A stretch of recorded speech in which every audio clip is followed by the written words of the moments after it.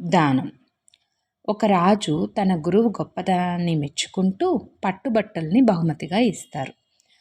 గురువు ఎంతో సంతోషంగా వాటిని స్వీకరించి ఇంటికి వెళ్తుండగా దారి పక్కన ఒక బిచ్చగాడు చలికి వణుకుతూ కనిపించాడు. అతడి అవస్థకు జాలిపడి తన చేతిలో ఉన్న పట్టుబట్టలను ఇచ్చేశాడు. మర్నాడు రాజు అటుగా వెళ్ళినప్పుడు తాను బహుకరించిన పట్టుబట్టలను బిచ్చగాడు కట్టుకోవడం చూసి చాలా కోపగించుకున్నాడు.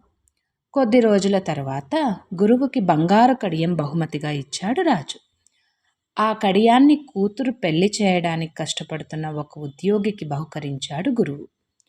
ఆ విషయం రాజుకు తెలిసి వెంటనే గురువును పిలిచి, మీ మీద గౌరవంతో నేను బహుమతులు ఇస్తుంటే వాటిని మీకు నచ్చినట్లు అందరికీ పంచేయడం పద్ధతిగా లేదు అని కోపంగా అడిగాడు రాజు. దానికి బదులుగా గురువు, దానం చేయడం అంటే ఆ వస్తువు లేదా సొమ్ము మనది కాదని పూర్తిగా అంగీకరించినట్లు. మీరు దానం ఇచ్చిన విషయాన్ని ఇంకా గుర్తుంచుకున్నారు అంటే, నన్ను ప్రశ్నిస్తున్నారు అంటే, ఆ వస్తువు మీద ఇంకా మీది అనే భావన మీకున్నట్లే. ఇలా అయితే దాన ఫలితం మీకు పూర్తిగా దక్కదు. అయినా మీరు అడుగుతున్నారు కాబట్టి చెబుతున్నాను.